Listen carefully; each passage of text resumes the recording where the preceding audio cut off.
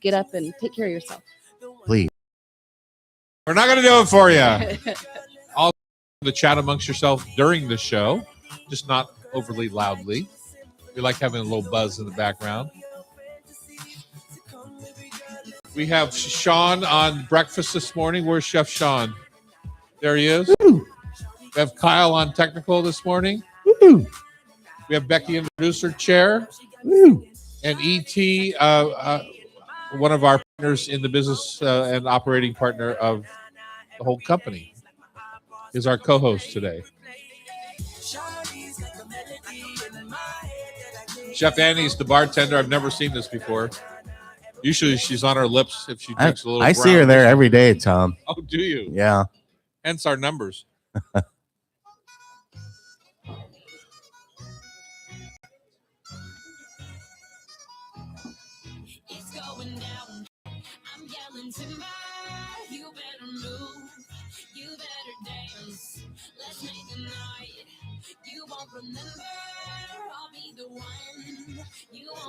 It's something we try to.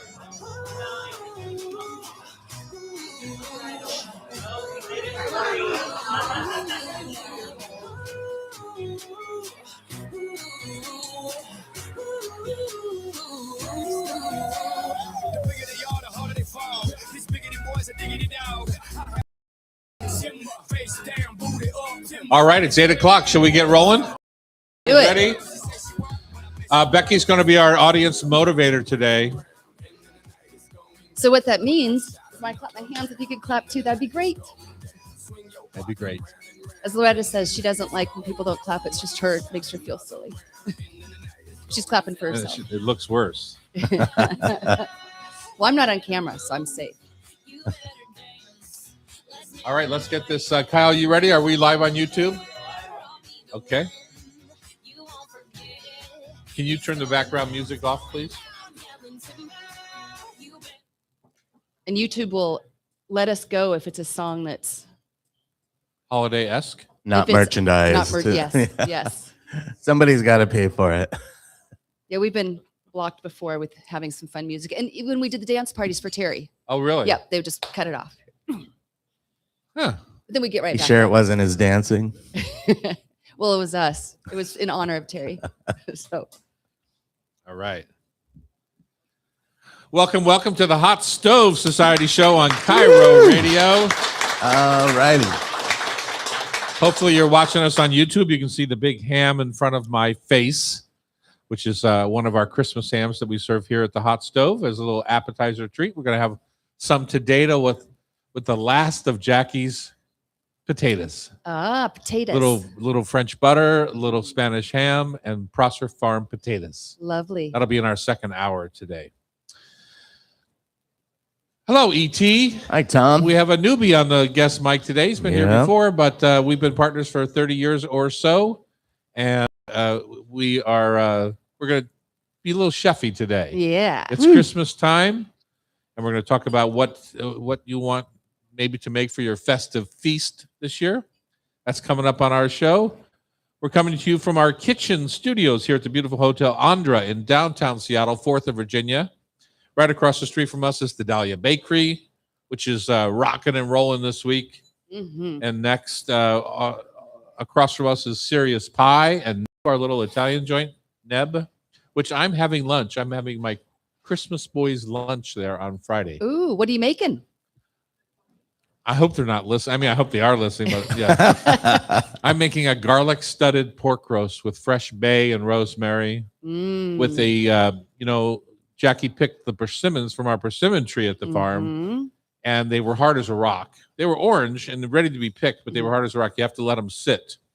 And we prepare them in a couple of different ways. One is today, they're at the point now where there's soup on the inside, but they have that hard casing on the outside. You can squeeze them. It's like soup in there.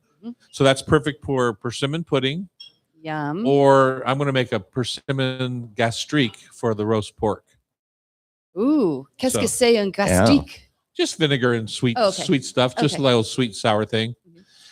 You can see in the back of the studio here today, if you're in our audience, which there's plenty of folks, we hung a bunch of persimmons. Annie peeled them, then hung them, and then they dry. Typically, in Europe in front of a fireplace, so they get a little touch of smoky.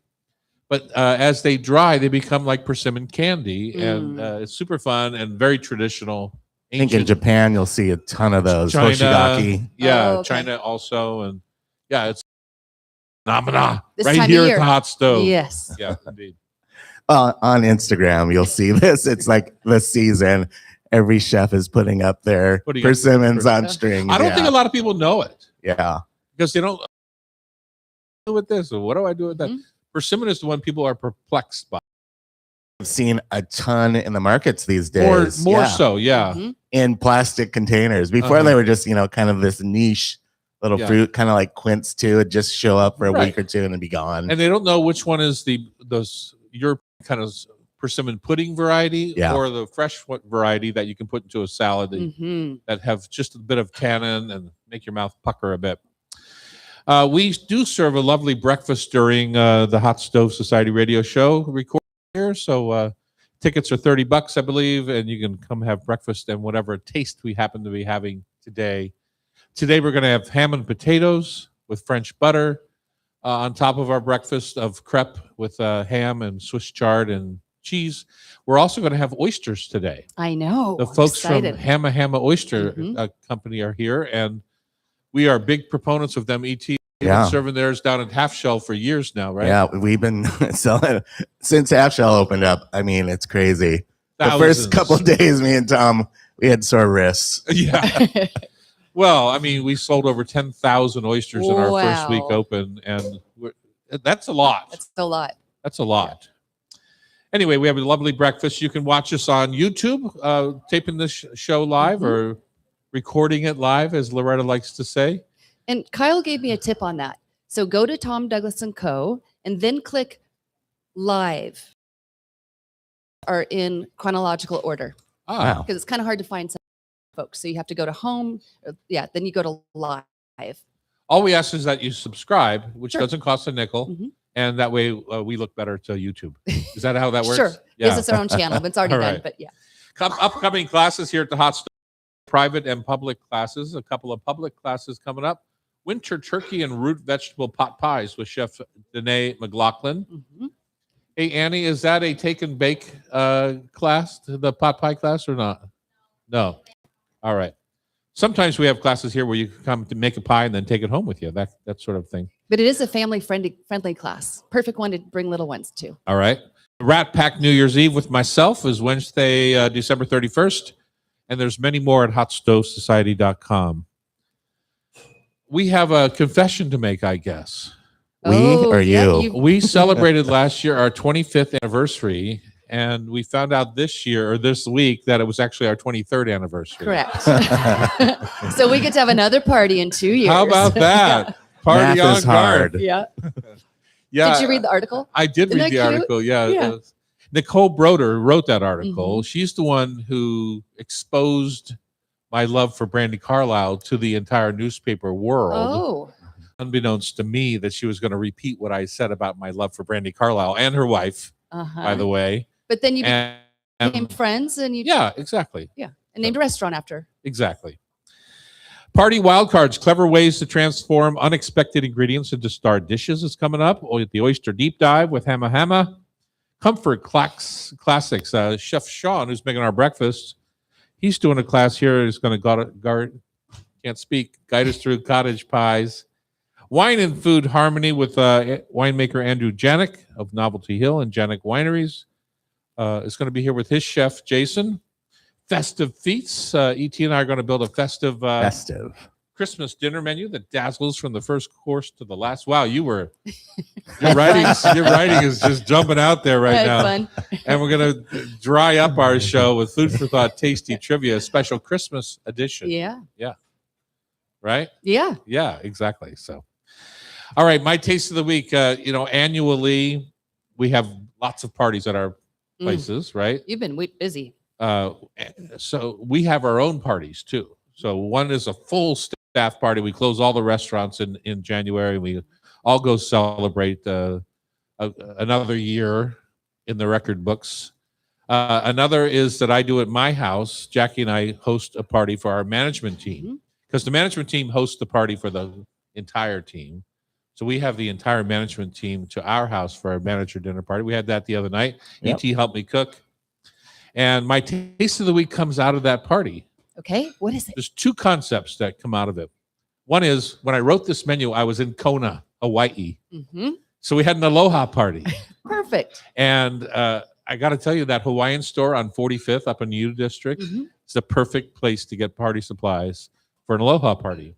Secondly, It's been there forever. I always I wonder know. who goes there. who goes there? Me. I go there. I got laid there. Like Nice. 50 times I got laid there. And, they were $3 a piece. Uh-huh. And Are they shells or flowers? Flowers. Flowers. Oh, Yeah. nice. I bought the little ginkgo Plastic nut glaze. ones. No, the ginkgo nuts. Isn't Ah. that what they're called? The shiny little ginkgo nuts. Anyway, I digress. What I'm going to say is I wrote a menu for it, a Hawaiian classic menu, and I think the star for me of the night was the Gaugee. Gaugee. 2 words, Gaugee. And when I looked up different foods from Hawaii, this came up several times, and it's like every Hawaiian party has to have a Gaugee as a starting appetizer. Okay. What is I it? think it's kind of like the lumpia at a I Filipino think so. party. It's funny because I've been going to Hawaii for 30 some years and I've never heard of a Gaugee. Okay. Because you're at a And- resort. You're not at somebody's home. I'm not at a resort. I was at a home. We had our own home. Point being, it's literally like a wonton skin stuffed with a mixture, like almost like a wonton itself, and then folded over flat. So they're rectangles. They're not like Mm. shaped into a pot sticker Like or a something. samosa. No. No. Samosas They're are big flat. and round and blah, blah, blah. These are flat. And you can, typically it's pork and whatever. I made ground chicken, roasted eggplant, and shiitake mushroom gaugee, and put them in my little wraps, put them in my freezer on Sunday so they were ready to go for Tuesday night's party. Deep fried them right there during the party. It was super fun. And they were dang delicious. They were Hit. delicious. They were delicious. And so easy to eat. And I think the key in the gaugee, when you read a recipe, go online, get a recipe, the key is the cornstarch. What does that do? Exactly. Because you don't really think about it as a Caucasian. You don't think about putting cornstarch in a sausage. Basically it's a sausage mix, right? Mhm. But the cornstarch, as the gaugee cooks, that filling, while the eggplant was cooked, the shiitake was cooked, the chicken is raw. So the moisture coming off of your filling Mm. is either going to sog out your crispy wrapper Mhm. or it's going to leak out the side because it's thin. Explode. Yeah. The soy sauce gives it that velvety texture and thickens the Cornstarch, cornstarch. What Yeah. did I say? Yeah. soy sauce. Oh, so yeah, the cornstarch, and it thickens the whole thing, and it's perfect. Yeah, it was delicious. And So it emulsifies it. You as go to it's Hawaii all cooking. the time. Did you ever hear of a gaugee? No, Yeah, exactly. It's Chinese. I've apparently. never been invited to anybody's house there. Yeah. What's your taste of the week, T? My taste of the week was down in Mexico City. I was down there for my Ooh. kid's 30th birthday. Woohoo. And we went to this little cafe called El Minutito. And it was just potato chips with jamon and some pickled peppers and a Negroni. We ate it right on the sidewalk, and it Mm. was thrilling Wow. at 2:30 in the day. So Like, simple.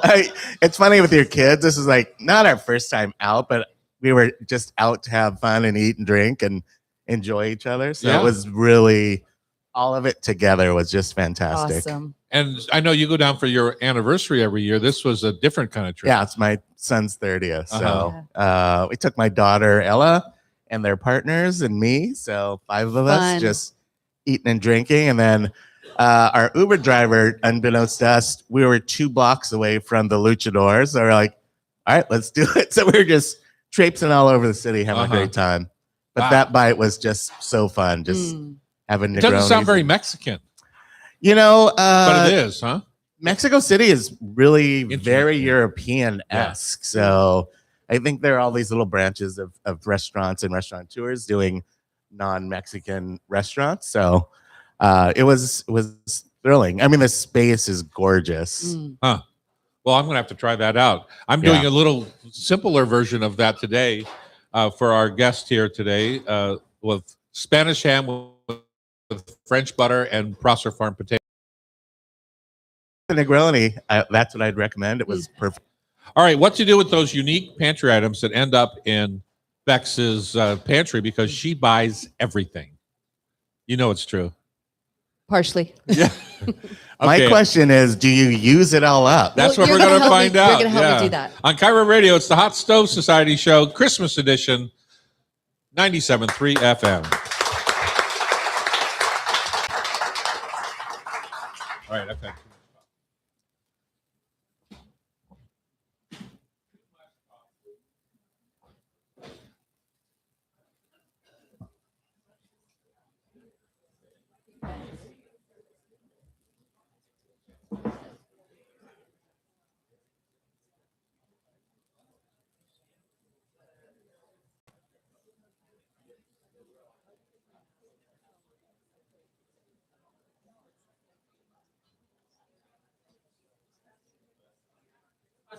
How are your brown butter madeleines? Delicious. Way to go, Sean.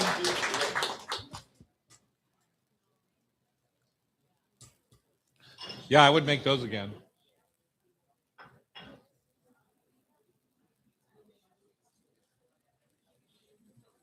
Okay, here we are. We're back in the kitchen at the Hot Stove Society kitchen, downtown Seattle. Chef Tanaka is our guest host today. Woo. Woo! Well, that was exciting. All these people, we couldn't even get a round of applause. How do you feel about that? Here we go. I think our motivator went down for the count. I was talking to the guests. All right, Becky, tell us about this segment and why you're struggling with your pantry. Well, I do I love already told you why, because you buy everything Well, and you make everything. and I like to share things. Yes. But I bought some things that I don't really know what to do with. And so to start off with, we've got sardines. One's from Portugal and one's from Provence. And I'm not a just eat them out of the can sardine person. And Uh-huh. I think a lot of people can identify with this because I think a lot of people have canned sardines and don't know what to do. So what do you do with them? One has it's a olive oil and lemon, and one is just plain. All right, I'm going to give you one. I went to college with two Korean guys, Ted and Sammy.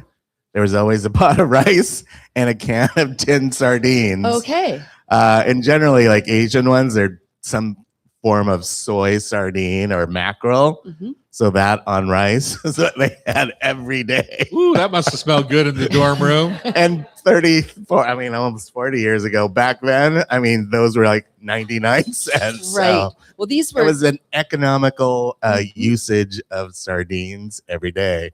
and they're good for you. Yeah. Yeah, And they're lots of omega-3. delicious. Yeah. I love an oily fish. Well, so. yes and no. I mean, a lot of the canned sardines are very salty. So you just have Okay. to think about the whole picture. But I understand what your meaning is. You don't eat all that much, Right. except you're Korean in a dorm room with Yeah. a pot of rice. Then you eat the whole damn tin. Okay, Yeah. Or two. Uh-huh. All right. Do you have any? So anything- why did you buy them? Number one, Well, If you're not the biggest fan. Is it a cute Well, box? It's a cute Because box. a lot of times, It's- especially in Portugal, they have all those beautiful Mhm. tin fish shops. And I went to one of those shops Uh-huh. and, of course, bought some sardines. Right, because And it was pretty. It's very pretty, but now it's been 2 years Ooh, they're sitting in my aged perfectly. perfectly. Yes. So, and then last one was in France too, and I just think Uh. but I'm gonna try them. I think on the rice. holidays are also a great time just to put out a plate of those. On Yeah. your charcuterie platter. Is Yeah. that off-putting for folks? Well, it doesn't matter. You don't have to eat it. True. It's their choice if they want it or not. So I will tell you on a charcuterie platter, Mm-hmm. generally I would buy the boquerones, the pickled sardines, the Oh, little that's pickled right. anchovies, Right. which are much fresher tasting. Little beautiful. I mean, they have that silver skin. Unless I'm not sure on this particular one. Why don't you open one of those? Yeah. Like, Sometimes they're skinless. Other times they're packed in there, tight, the whole body, including the bone. mhm. So you got to think about that when you're buying it. So a typical tin sardine for me, or a jar or anchovy for me, sardines, yeah. So they probably have a bone down the center, which will here give them the ET. He can debone one. They're pretty easy to debone. Jackie eats some bone in. She'll eat the bone and the whole fish, just like that. She just likes it. Yeah. We need a plate for Mr. Tanaka. So something like that, definitely on a charcuterie board Mhm. with bread with butter. Those are the two things Oh, that butter go first perfect and then. with a canned tin sardine. And I didn't know they had bones in them. So do you debone them before you? Not all. If you Okay. if you You read check. it, Okay. generally will tell you Okay. if it has bones or not. I think these are better bone in. Okay. Actually, What's your reasoning? these are fried, so that little bone, it's just like a little crisp in there, so Uh-huh. to give you a little texture. And you're never gonna pull these straight off because they are cooked, so it just flakes off anyways. Right. Okay. And these ones are with lemon. So in my mind, if you're making like a party thing, Mhm. you stuff a little bit of this in a hollowed out cherry tomato. Oh, That's simple. been maybe you mix it with a little tarragon mayonnaise, tapa, Mhm. like you might see at a bar in Spain. The I told you the bread and butter way, but you can see he just pulled out that whole spine just like that. It just breaks apart. It's totally edible. Yeah. Okay. What else would I do with it? Let's say you're making a Caesar salad and you don't have any anchovies. Right. This is a perfect substitute to Mhm. mash up in your anchovy And dressing. it's not as strong, right? As an anchovy? No, it's probably just as It's similar? strong is my Okay. guess, but it's the perfect thing. Like if you have it, but you don't have that, Mhm. just sub it, right? I love them on a deviled egg, a nice creamy mayonnaisey mustardy deviled egg, Mm. and just plop a chunk of this sardine on top. Smoked salmon works beautifully that way. All sorts of deliciousness. Okay. I love it. Well, let's move on to something on the sweet side. Okay. This is big rage in Europe. Pistachio paste. You know, you heard of the Dubai chocolate course. bar and cake and all that. Yeah. Well, pistachio paste. What should I do with this? I bought this in Turkey. Right. Well, for me, if it's just sitting there and you got nothing else to do with it, if you don't have a plan, just get out your philo. I know you Oh, keep I philo do. in the I freezer. do. Yeah. And put your butter on just like you're making a baklava Mhm. and make maybe 3 or 4 layers and then put a big stripe of this down your philo and roll it. And Okay. then make it into a snail shape, right? And bake it. And you've got a pistachio dessert that's the bomb. And I would, Because this is sweet, right? Yes, it's got Yeah. sugar in it. I think you could mount that into cream cheese or goat cheese. And we say mount. What does that mean? Just beat it in there in the Okay. mixer, or Mhm. you could hand mix it too. So you have like just a really slightly pistachio flavored, whether it's cream cheese or goat cheese, and then roll that log into some crusted, pistachios. So you have a little Oh, pretty. kind of a cheese. You can make a cheese ball out of it. So that would be fun. And then just drizzle a little pomegranate molasses over that. I think would be great, or honey. Mm-hmm. Then Well, the pomegranate molasses, seeds. because that's sweet. I like your idea of the molasses because it's highly sour Okay. pomegranate Yeah. molasses, and so maybe you'll combat the sweetness there. I'm excited. I was going to leave it here, but I'm taking it home. Taking it back. Take it back. I love it. Okay, then here's one. Red boat salt. Everything. It's like So red boat salt is basically sprinkling salt, like kosher salt, and then it's mixed with fish sauce, which Right. is essentially a funky salt. Yeah, Mhm. umami. Yeah. So it works on anything. so. Don't be afraid. Don't be No. afraid of it. Okay. And it'll smell strong, but Mhm. it'll taste fabulous. Okay. I'll pass it around. to Just like people. fish sauce, right? Right. People get turned off by the smell, but when it's put on to say fresh roasted carrots with dill and fish sauce and butter, Don't quite know Oh, what's there, but it's it's dope. Okay. Yeah. Yeah, or into stews or anything, Yeah. like just a little bit. If you're not putting too much, Mhm. it's just going to add a little depth of flavor. Okay. It's like smoked salt. Like, what do you do with smoked salt? I Right. always use it when I want to just give something a little bit more depth of flavor. Okay. I'm not going to be afraid. I'm No. gonna do it. What's in that bag there? This is called fonio, and it's a very tiny grain. FONIO. It's from West Africa. Uh-huh. And it's kind of reminds me of a teft or something that you would make Hmm. injera out of, but it's so tiny. I don't know it would just kind of dissolve. I don't know what to do with it. But you've never used it. No, but And, I thought and it was what cute. do the so I bought directions it. say? Do they have any? I didn't read them.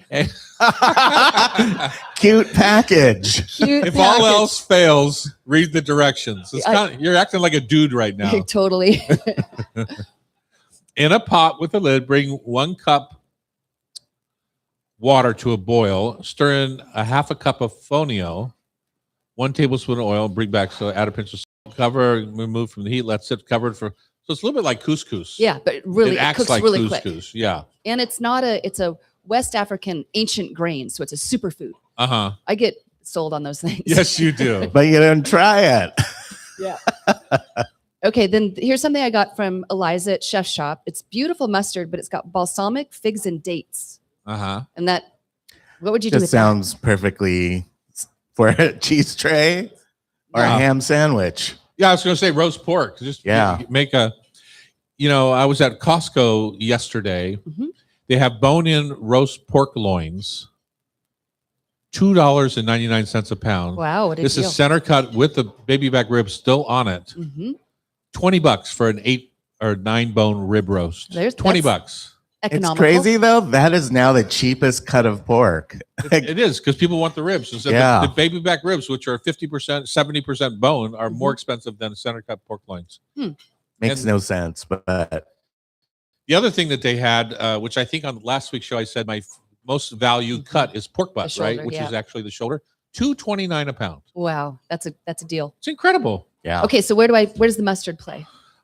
Where's it going? Yeah. It's going on my roast pork. I'm But gonna before you cook it or after? no, just as a finish. Oh, okay. That Just, sounds just like they would in Germany or places like that where they serve mustard on Sure. the side. Yeah. Or you could spread it on, glaze it, just put some breadcrumbs on, and then just Ooh, that broil sounds that real good, quick. T. Yeah. Mhm. So I've got some good stuff here. Okay, this one I'm not sure. We're Yeah, gonna have 1 some minute. ideas with. Be sure. It's powdered peanut butter. Huh. And I bought it for I- smoothies. My wife is You bought like it for you. smoothies? I bought it for smoothies because it's low fat and higher protein. My team does that exactly. For My wife smoothies. buys every darn thing too. So my goal at home is to just use up all the weird stuff she brings home.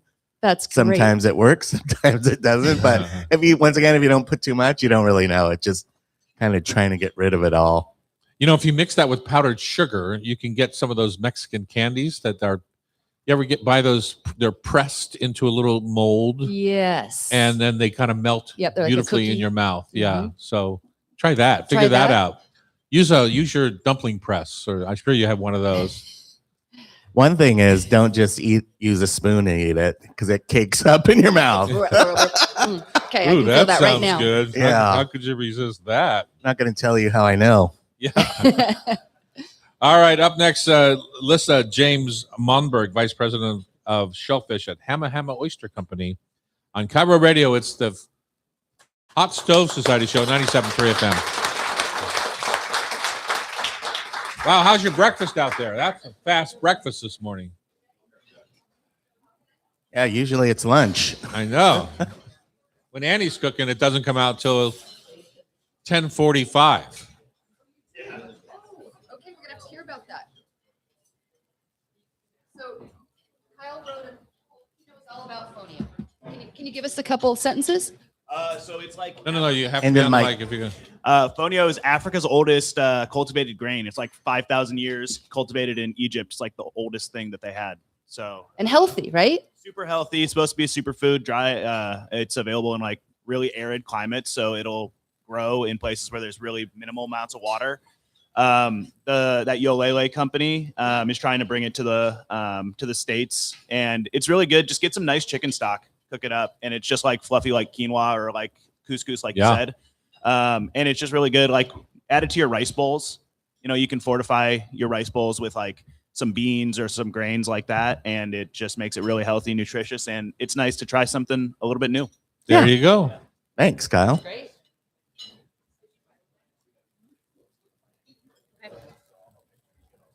I think throwing some mayonnaise in those would be good.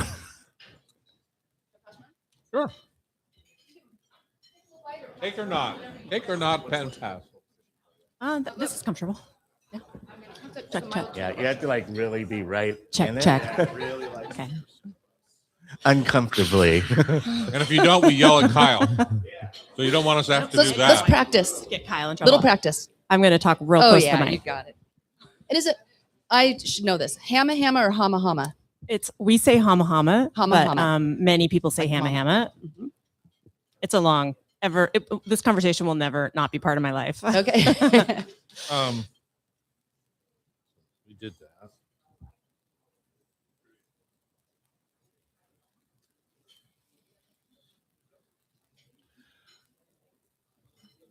Whoa, you went after it. Yeah, it doesn't take long to shuck 3 dozen oysters, turns out. Well, for you guys, for all three of you. Takes me a long time. It's mostly to spend my time picking the shells out.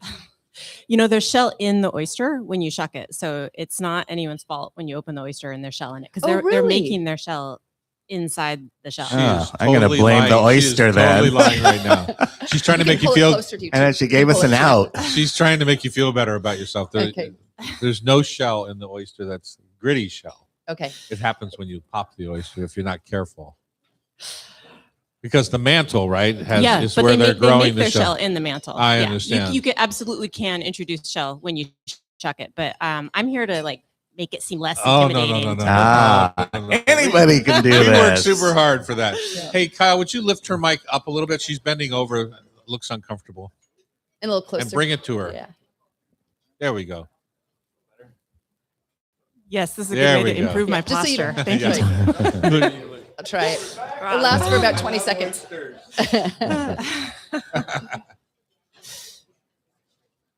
How's that breakfast? Good. Good job, I'm Sean. glad you liked it. That means I made it. If you didn't, Sean made it. I think we're using Beecher's Jack, if I'm not mistaken. Comte or Beecher's? Beecher's.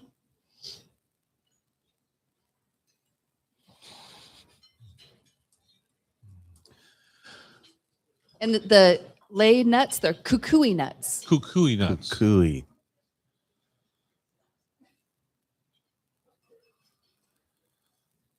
All right, we're back here. It's the Hot Stove Society Christmas show, holiday show, whatever you want. I'm going to a latke party this year, ET.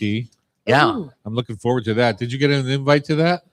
I did not. Oh, that's- I'm gonna Is have that to have my Loretta's? own, I That's too guess. bad. Loretta's? Loretta's mother-in-law. Nice. Yeah, exactly. So it's a holiday show. We'll make it a holiday show.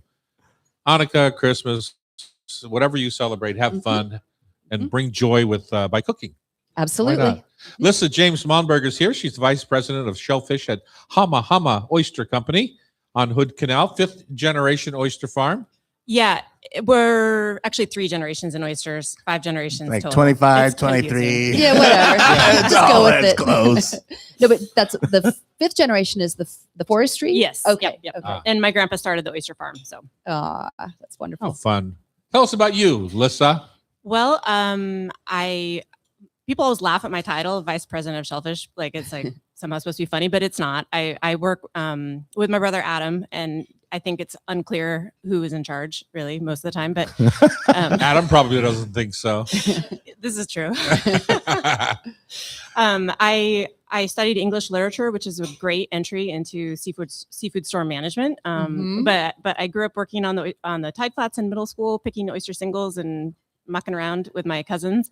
And then I started working in the farm store on weekends in high school. And I always loved the storytelling aspect of working in the farm store because it's not like working in a convenience store. People come in and they're excited, they want to learn something. And this was like in the dark ages. Like we were not set up to be kind of a tourist spot at that point. But when I came home from college, after college with no plan, the farm store manager quit, and I was like, I'll do that. Mhm. And then here we are, like Awesome. for 20 years later. Uh-huh. What kinds of things have you brought to the table? Well, besides my sparkling personality, Yeah.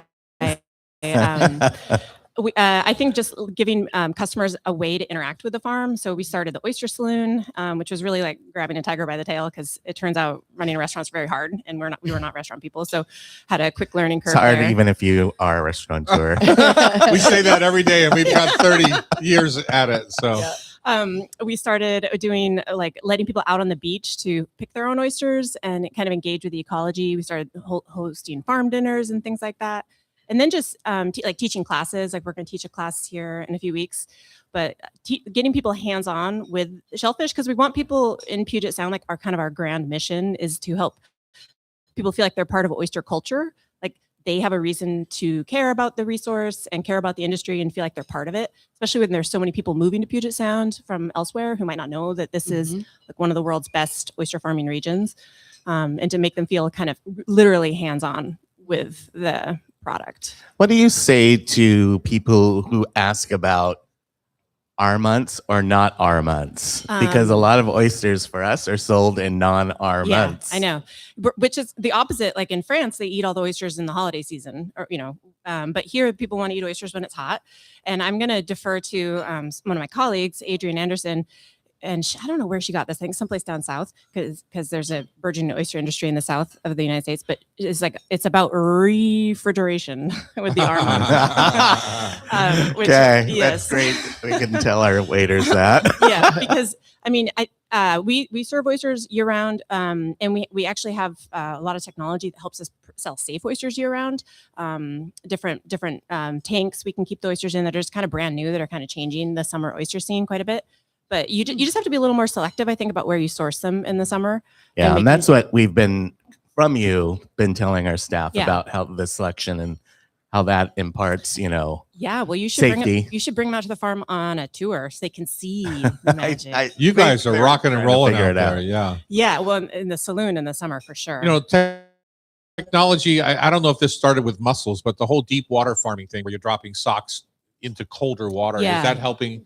We don't. With that? We're an intertidal farm, Okay. so we don't really do that. But what we have is this is brand new to us, and it's European technology. It's a tank that sits up on in our wet storage building, which is something our grandpa put in the 60s. And usually the wet storage is this water we pump up from the canal. That's still kind of warm because of how deep the intake is. But this new tank is refrigerated and it's filtered, so the oysters can sit in that for a week or however long we think they need. And this is still like you take an oyster that would be totally approved and safe to eat anyways, and you put it in the tank for a little bit longer, and then it's extra safe because we are in that. We like to be in the extra safe business. Yeah, that's a good place to be. Yeah. And where'd you get the name? So it's a coastal Salish name for the river, and it was spelled various ways by early settlers depending on like their background, what language they spoke, how literate they were. We've seen it spelled Dubhub Habai on maps. We've seen it spelled Hamauma, Huma, all kinds of things. I think originally people always say it means stinky, which I don't like because it sounds like it sounds like pizza or something, Yeah. just like a little too silly. I think it referred to a marsh plant, like a horsetail that grew there. Yeah. And then my great grandpa, when he named the building or the business, chose a spelling with one M. And the story was that he did that to save ink, which I've never appreciated that story because it made him sound like such a miser.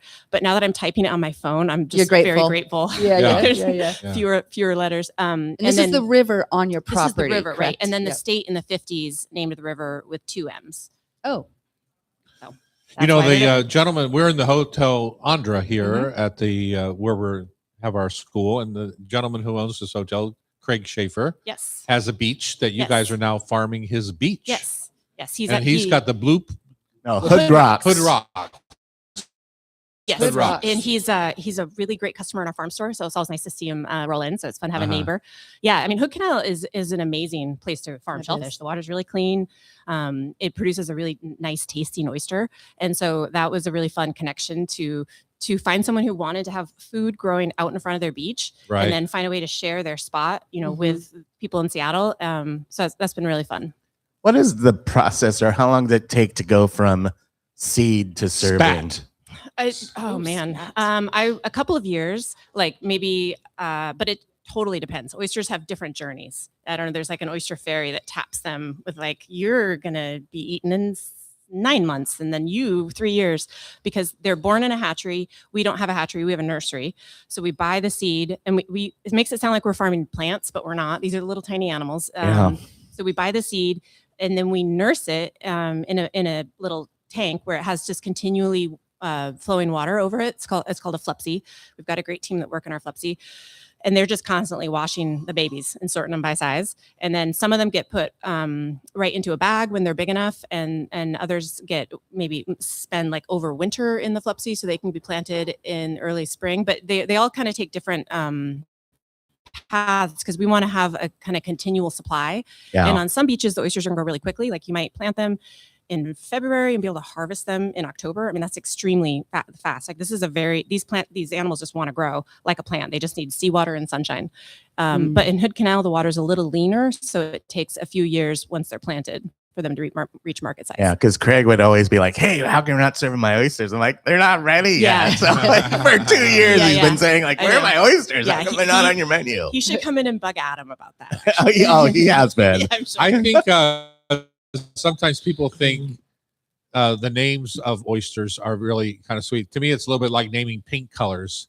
They name the oyster colors or oysters, but it's not really true. They generally, when they have a name, they're coming from a specific place. Is that true? It's total Wild Like West. Blue Points or Hood Rocks or it's Wild West. Yeah, well, so we've tried to. It's all pick- the same Pacific oyster, Yes, though. right? Yeah, And all the regulators care about where and when it was harvested, right. but you could name it anything you want. So every company has a slightly different naming convention. We give oysters a different name depending on where they were grown and how they were grown. But because companies do it differently. Some companies give oysters different names if they're different sizes, which is a legit way to do it because Right, you know 'cause you what see- size you're going to get. You see yearlings or you see this or that. Well, those are right? shucked oysters, Uh-huh. usually in the jars. Okay. Which is a whole different story. Yeah, but shucked oysters are delicious. We're trying to bring shucked back and make them cool again. Are you? Yes, Well, canned fish is back, so Yeah, you would think right. shucked oysters would Yeah. be back. we need to stop calling them shucked meats, and so we could brainstorm alternative Uh-huh. names for that. But yeah, Yeah. no, So So when I you're the see a lit tag- major. I think people don't realize how regulated the industry is. Every bag of oysters that comes into our restaurant from you, per se, Mhm. has a little white Department of Fisheries tag on it Yep. of where it came from, when it was harvested, Yep. blah blah blah, all the stuff. Yeah. Then I have to keep that tag. Yep. For what? 3 months? 90 days. Yeah, 90 Mhm. days, so that if there's a recall or something, that I can go back and say, we got these oysters, the Hood Rocks from blah blah blah blah blah. Yeah, And then they can follow up and follow the journey, because Mhm. when things go south, they go south, and you just have to deal with it. yeah, and you want to get ahead of it right away. And we have to document every step. Like when did it come to the beach? When did it go into wet storage? What was the temperature? What was the time? It's a lot of It's a HACCP plan for every Yeah. oyster. yeah. Mhm. And you're teaching a class here on January 9th from Yes. 5:30 to 7:30. What will guests learn? Well, we're going to learn how to shuck, which Mhm. and we're going to start with like a kind of a difficult oyster to shuck, and then they get easier and That's easier as the class mean. goes on. No, it's perfect. Yeah, why Then not? at the end, you feel like Here, a do the master. hardest one. And we're going to taste different oysters from different growing regions, different growing methods. We're going to have Pacific, we're going to have an Olympia, have a Kumamoto. We might bring some oysters in from other companies to really kind of round out the tasting. And we're going to cook some because people are either, I eat oysters raw or I eat them cooked. And we like to get people to cross that Uh-huh. line and blur the boundaries. I Because, love that. yeah, so it's going to be fun. I love that. And then all this month at Half Shell is the pearl of the month is the Hama Hama oyster Oh, perfect. with beautiful stuff that goes with it. It's- Unbeknownst to Tom, it's I think it's $2 oysters all January. Oh, really? That's fantastic. Concord Great Granita. But ginger Emmett and cheese. Watson just went to $2 oysters every day, all day. Really? Yeah, I mean the $2 oysters now is like the thing everywhere. Makes Hama happy. It sure does. Yeah. My first job in the industry was shucking oysters at the Hotel DuPont in Wilmington, Delaware, Wow. when I was 17 years old. And I was a bloody mess. Mm. 400 oysters, 400 cherry stone clams, Mm. and 40 pounds of peeling scampi. Mhm. Oh, my Lord. Yeah. It's And funny, you here I don't am- see cherry stones on the West Coast No, at you all. don't. Here I am doing it still at the Half Shell. I love to get on the oyster line down there. Yeah, it's fun. And, I'm way more chat. comfortable in a social setting when I've got like oysters 100%. in between me and the 100%. humans. Yeah. Well, listen, James Monberg, thank you so much for joining us. Yes. my Thank you. pleasure. Hopefully, we'll see some of our listeners at the January 9th class, 5:30 to 7:30. Mhm. And we'll be right back with more on the Hot Stove Society Show 97.3 FM. Would What anyone, are we going to do with all these shucked oysters? would anyone like some? Thank you.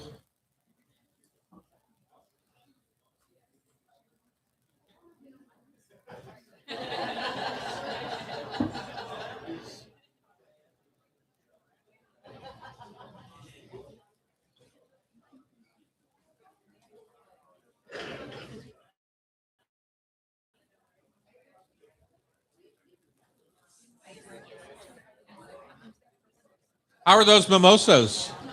Delicious. Do they taste like a little taste of Hawaii with some Italy? Italy. Oh, Armo. Italy. That was what Armo called. Picture time. All right.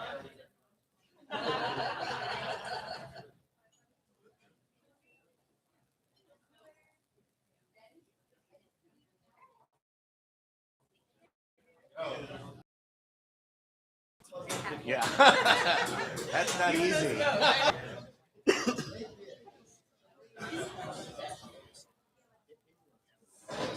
I've got lightning round Hello, hello.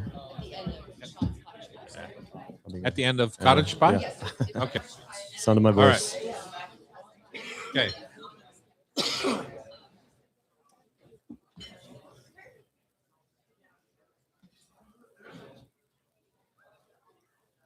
Hi, Sean. How's it going?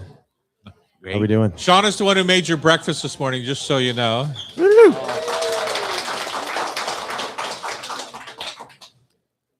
Which is why you've eaten already. Flawless execution, some might say. Flawless No. execution. We're back here in the kitchen on Cairo Radio. It's Tom Douglas, E.T. E.T. Eric Tanaka. Sean has jumped into the hot seat. Sean McFadden is one of the presenters here at the Hot Stove, also one of the chefs and lead technical dude, and all the other cool things that you do with us. So we Lot of appreciate things. you. Many Yeah. hats. Yeah. Yeah. You've got a class coming up here. I do. Yeah, we're excited about it, especially because this time of year it's a nice hearty dish, a cottage pie. We're going with cottage pie just because of the shepherd pie being traditionally lamb. We thought we'd lean a little bit more towards beef because Is that the difference? Is that yeah, it typically- is, which was kind of a caveat I wasn't necessarily aware of. Me either. but Yeah. I love the format. It's a beautifully hearty dish, and I think it's a good case study on mashed potatoes. Which, if you've ever had gummy over stirred mashed potatoes, Oh, never. It's one of Over stirred mashed potatoes. So yeah, I think if you really want to up your mashed potato game, we're just gonna make the perfect mashed potato. What kind of potato?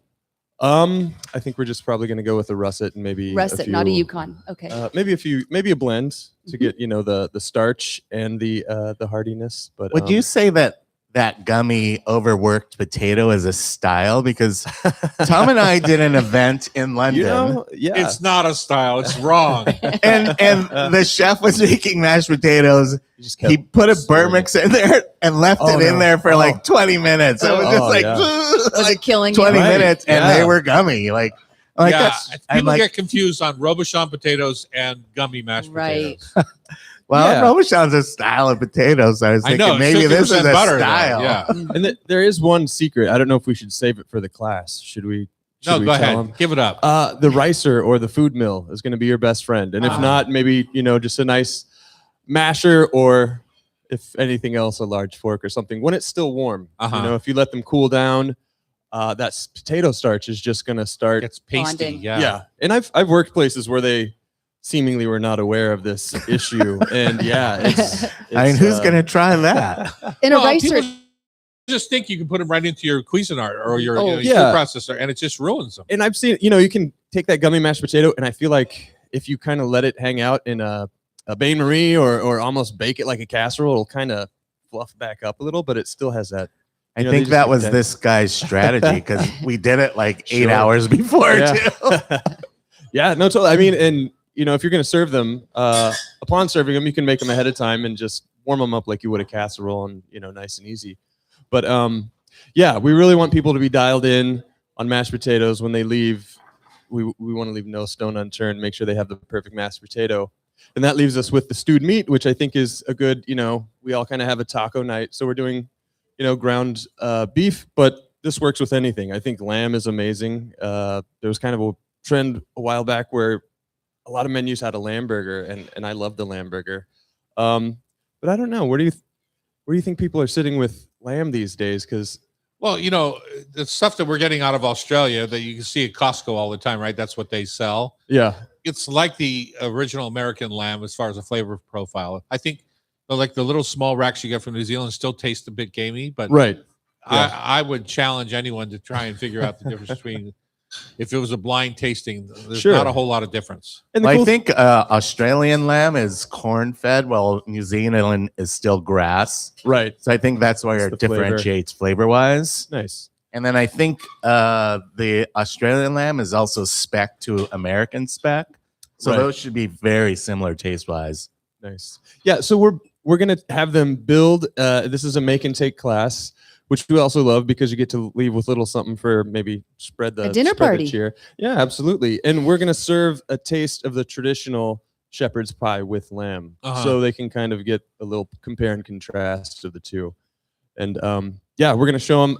This is a dish. I think it's great for like a standard weekly kind of thing. It's also something nice and fancy. So we're gonna fancy it up because this is hot stove. We got to give them a little. Yeah. How do you Little fancy fanfare. up a cottage pie? We're gonna take a star tip in a pastry bag and we're gonna pipe Ooh. the potatoes Ah. on top. So a little- Ooh, ah. Do you know, last year, Jim Maurer, one of our listeners, made us a shepherd's pie. he did. Yep, Yeah, and Jim's he- and- amazing. Was It it, was- lamb or beef? It was lamb.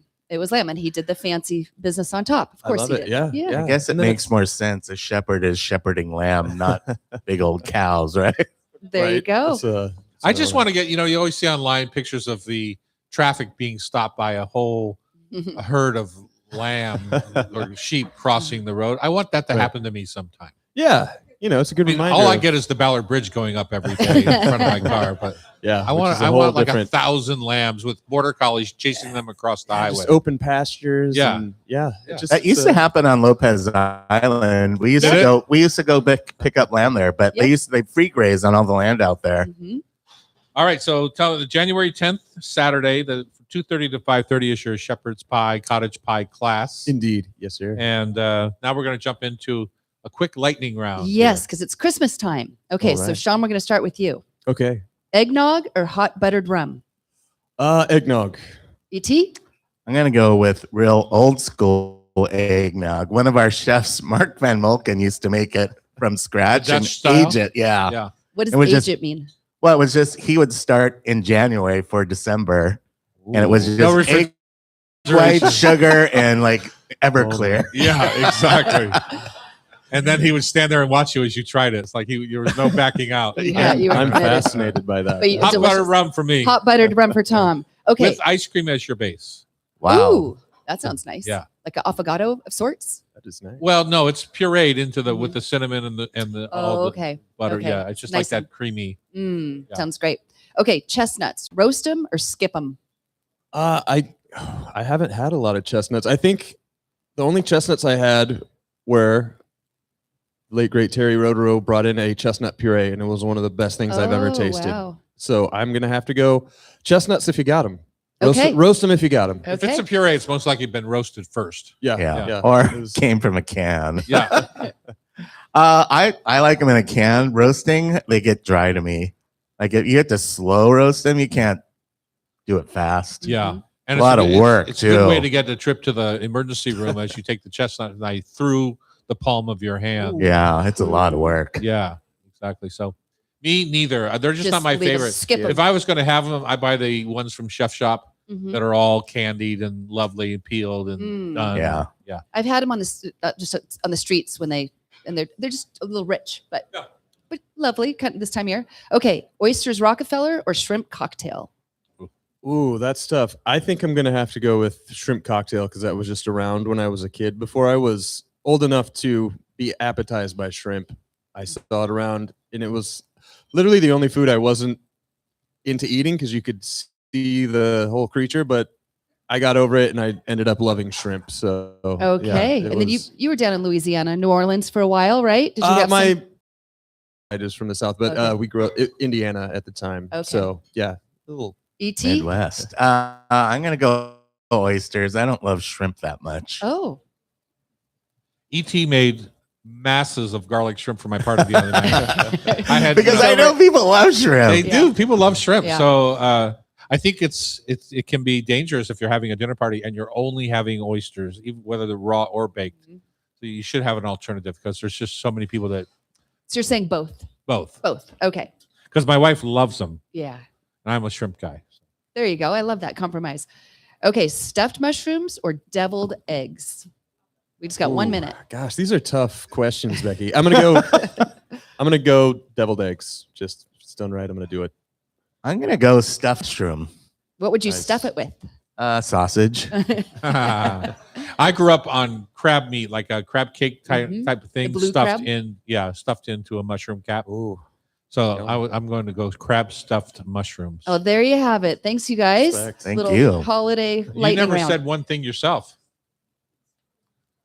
Give us one thing. I would definitely go stuffed mushrooms. Okay. All right.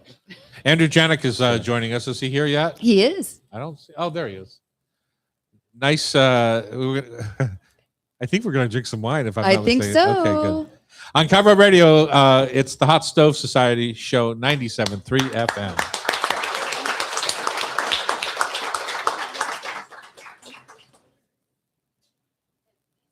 How many people do we have? 28-ish. 29-ish. Is that true, Taylor?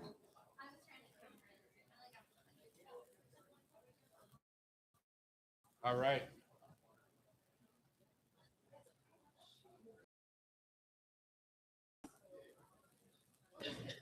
Too late, Taylor. Amazing.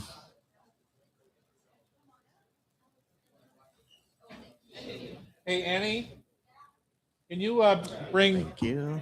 24 plates up here, please, and a Sit right spoon? here, and I'll adjust the mic to where it's sitting. Andrew, I couldn't serve your wine without serving it with. It wouldn't be right to do. Wouldn't be right.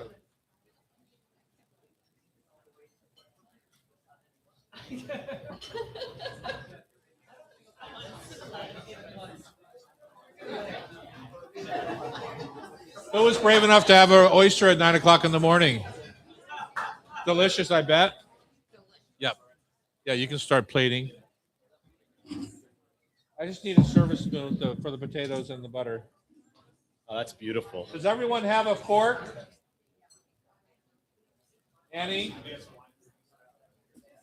Yeah. Okay.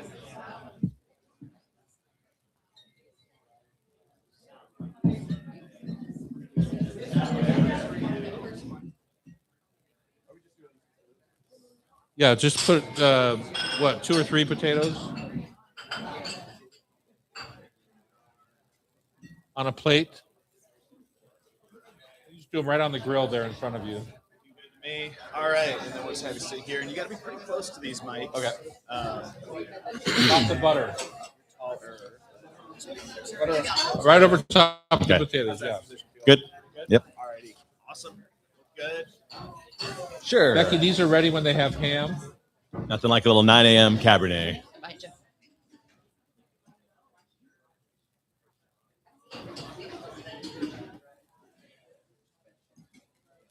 All right.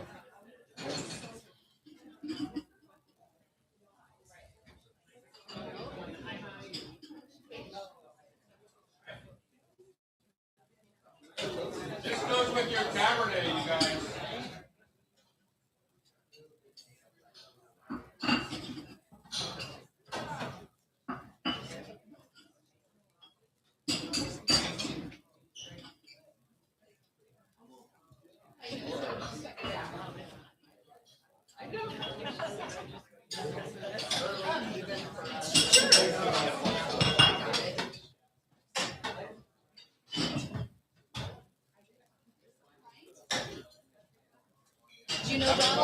How many more do I need?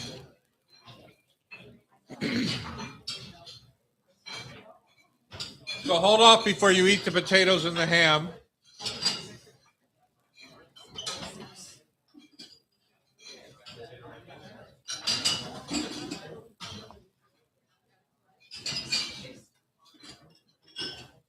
That should be about right.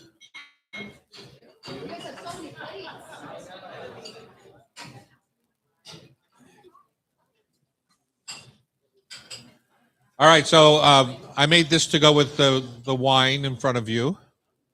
So I think the interesting part is the salty ham and the wine together. The new potatoes below, my wife grew those over at our farm in Prosser, and this is the last that we have. You guys got the last of our new potatoes for the year.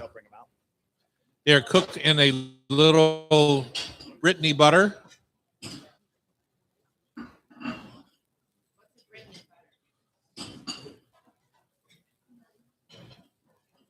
Butter, Brittany. I didn't say the word that she would use. It's Beurre de Saint AOP from the west of France.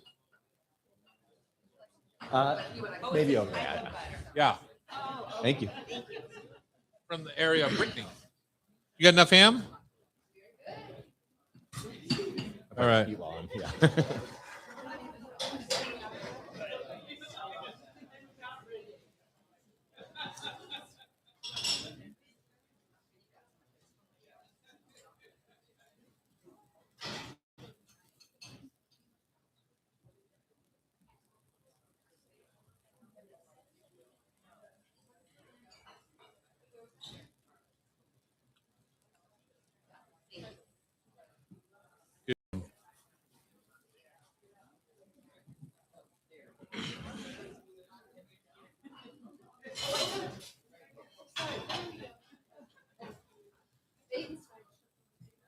Did we ID this person?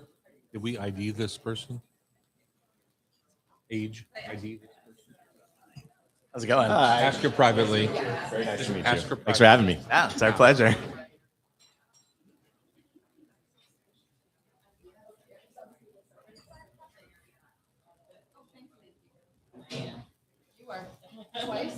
Annie.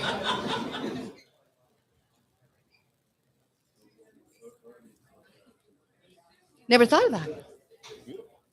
Okay. Cheers. Cheers. You know, Yeah, I wouldn't trust myself to do that. Framing is not my purview. We just have one. yeah, one taste. And what's That's for Jason's going to be on the next one. He's Oh, the okay. chef, All right. So that's for the taste. For, all right? Here we go.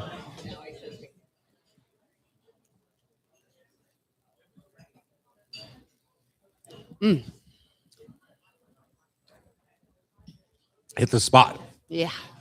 We are back here in the kitchen on the Hot Stove Society show. We're having a grand old time. Lots of tastes this morning. Generous guess. If you're watching online on our YouTube channel, you can see everyone's got the last of the season's potatoes from our farm in Prosser, cooked in French butter, served with a little piece of Spanish ham on top, and all delightfully arranged to go with the Janik Cabernet that's here today, which oddly enough comes with the winemaker himself. Sometimes you gotta bring both Sometimes- sides. Yeah.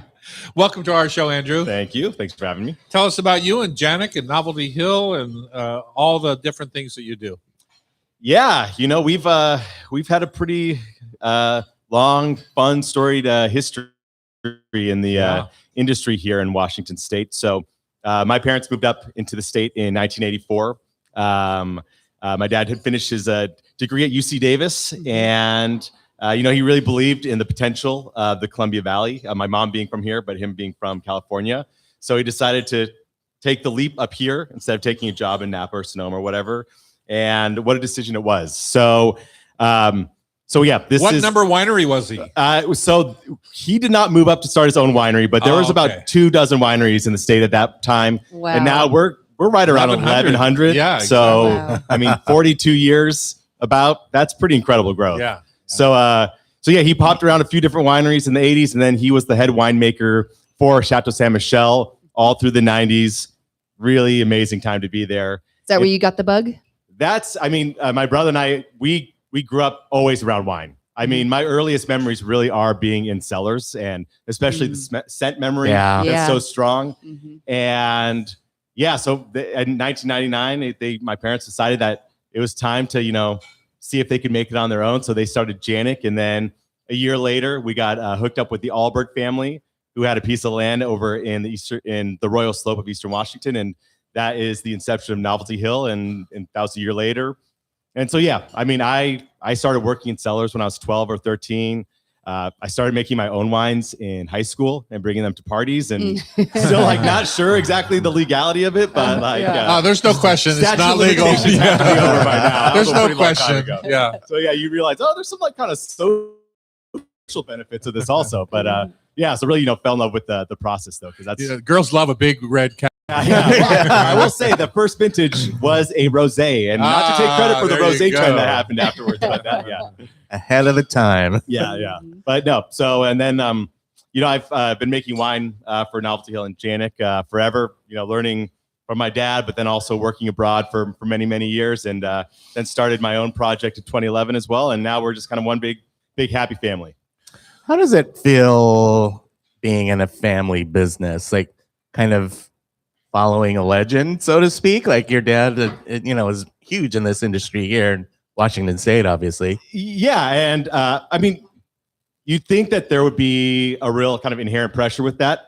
And maybe I'm just completely blind to my own inner workings, but I never felt that. I think that if anything, our parents were very hesitant, like, do not get into this industry unless you really want to. And you listened. Well, yeah. Well, I mean, unless you want to, and I think it's probably the same with a restaurant where it's, it's not just a job. Yeah. Your whole life is going to be encompassed by, everything involved, especially, owning your own winery, a small business. So they were a little hesitant, but once they realized that there was, real will and passion, I think they got pretty excited about it. And, I've never regretted it. I think there's a real clear distinction between kids that are forced into the family business, expected to take over the family business, all those kind of feelings, and others who maybe have gone out and about and have come back to the family business without any sort of prodding or expectations. So, Like your daughter. like my daughter, yeah. Yeah, I mean, especially if it's, I think, especially if it's second generation where oftentimes the parents didn't come from that lineage. I mean, I have friends in Europe who are 17th, 18th in the line, and that's a different type of pressure where it's, you don't want to end, If you're a millennium Rothschild, of- you gotta, yeah, exactly. So And from the womb, you're expected. there's That's what I'm saying, it's just a different feeling. Yeah. Yeah, it is. And I think that's one of the benefits that we have being a relatively young industry here in the Columbia Valley. And, even, just domestically in general, is that lack of tradition has, one, it's kept a lot of passion in the next generations, but I think it's also spurred on a lot of experimentation, not being roped in by the expectation of, how to do things, whether philosophically with the winemaking, the viticulture, whatever it may be. And how have you seen since, Washington State's really kind of matured as a wine growing region? I mean, relatively maybe not against the world, but, just in the last really 4 decades, the differences from when your dad was running it to now, you being in charge. There's some kind of macro and then micro changes. Like on the big scale, a lot of the biggest changes we've seen isn't necessarily in the wine, but it's in the perception of the wine, both around the rest of the country, around the rest of the world, where, if I go to work the market on the East Coast 10 years ago, that people might know 1 or 2 suppliers or wineries. And now they know, 30, 40, whatever it may be. But on like the smaller, kind of more functional scale, it's a lot of it's happening on the viticulture, the grape growing side, where a lot of these vineyards were planted by people who, had orchards or wheat or whatever. And there was an evolution of how do you actually manage your grape growing? Like, instead of putting as much water on as possible, having a deficit irrigation, things like putting the strain onto the vines, which inherently, added concentration, made the berries smaller, like all these little things that in the end are really important to long-term improvements in quality. Because grape jams are different than wine jams. Yeah, right. You go to a vineyard with Concord grapes, it looks very different than a wine vineyard. It For certainly sure. does. Now you've traveled a bit. You've worked harvest in Argentina, Mendoza, Argentina, very famous for Cabernet Franc or Malbec or whatever, however you want to call that grape.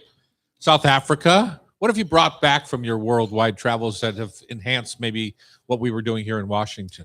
Yeah, in a similar sense, some of it is nuanced things, like, I've been able to work all through the Southern Hemisphere because opposite harvesting seasons. And, like, for example, South Africa, bringing back all this incredibly interesting stylistic choices, both with the viticulture, when to harvest, also a lot of like stuff with like that they're doing really interesting with yeast and all, there's like all these little things that in the long term make a real difference in the style and quality of the wines that you're making. But then on the bigger sense, it is kind of the cultural connection with wine. Because, my kind of wine family and friends in Argentina, even compared to the same thing in Chile, their connection with wines, even though they're right next to each other, is quite different. And like kind of getting to experience how these different places and people interact with wine, to me, has been really fascinating. And also, I think has helped me have a much larger appreciation of what we do in the community around us. Is there one example of that sticks out? Like in Chile, do they, is it only at family celebrations? Is it morning, noon, and night? I mean, I think of the French drinking wine morning, noon, and night.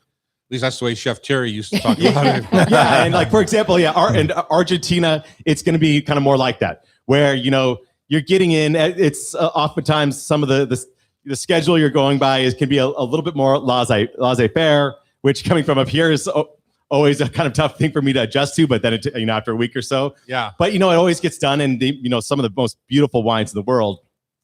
But you're gonna have wine at lunch. You can have an asado from 1 p.m. until 5 p.m. And then after you've eaten 5,000 calories of food, you're gonna go back to work and work until 8 or 9. And then in somewhere like Chile, it's more kind of what you'd expect up here, where it's kind of more regimented. There's a deep appreciation for wine, but it's just it's in a way that it's kind of a little bit less connected to your kind of the day-to-day activities. Uh-huh. So Can you tell us about your passion for marrying wine with food? yeah, it's the pairing of wine with food. I think sometimes you have these boxes that you get put into, which they're there for a reason, but it's I think sometimes it's perceived to be easier than it actually is, because you might say, oh, I want a Cabernet with red meat or whatever. It's like, well, this Cabernet in front of us is going to interact with that same steak very different than a different Cabernet that the same wine makers and winery is going to make, depending on where in the Columbia Valley it is. So I think that for me the exciting thing is when chefs and having a collaboration with a winery really try to think outside the box. What light red wines might actually work with seafood. Like, we don't need to have this Doesn't idea. have to be Pinot. Exactly. Yeah. Like why can't it be a beautiful Grenache? Uh-huh. And it can be. I've exactly, tried it. Yeah, I love that combination Yeah. personally. Yeah. Yeah. And then what do your palate versus your dad's, like as a house style, where have you taken the winery maybe that's different than your father? It's definitely very strongly influenced, the same way that we're all influenced by the food we grew up eating, the wines we grew up. Well, I guess not everybody grew up drinking wine, but In high school or earlier. yeah. I was the Boone's Farm distributor for Boone's Farm. Yeah, there you go. Yeah, and that's still all you drink, right? Yeah. So it's definitely influenced, but like anything, there's a change and there's a uniqueness, and it's for us, we're gonna different barrels, we like different lengths of fermentation time, and it's honestly, it's kind of a nerdy answer, but that is gonna really change the But way that's your the interesting part, that's though, the right? Extractions, the end chemistry you're gonna get is gonna be different, and there's been a few times over the years that we'll have a little headbutt, but for the most Sure. part, we get along about as well as you can for a family that all works together all the time. So Yeah. Creative endeavors are always tough. exactly. Well, I'd love to see your passion. Thanks thank for you. joining us. It's really fun to. We're going to bring on your chef next. Okay. Did you know that? I did, and if you have any wine left in there, I think save a little bit, because it's going to be a great He's Great got a pairing. special Chef Yeah. taste. Jason Northern, executive chef of Novelty Hill and Janik Wineries, going to join us, and we're going to talk about that very same thing, ET. On Cairo Excellent. Radio, it's the Hot Stove Society Show. Woohoo! 97.3 FM. Thank you. Flies by, right? Thank you. Very much. I think Taylor's going to want to get a picture. Bye, Alyssa.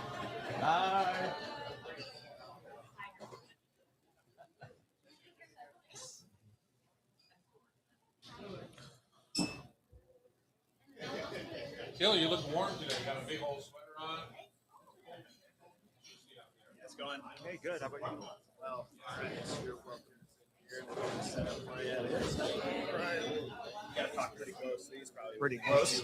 About right there. You're welcome to stay on the mic if you'd like.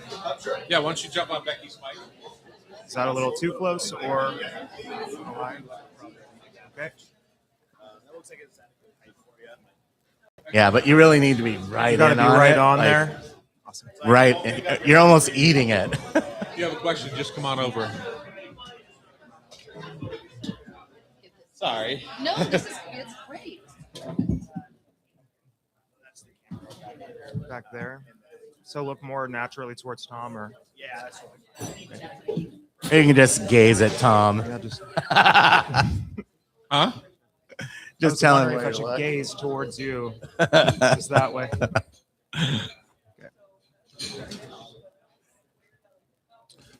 Just don't veer away. Don't even talk to the side. Just talk to the mic. Got you. And if it looks like it could actually, Kyle, will you actually turn his mic so it faces him a little bit better?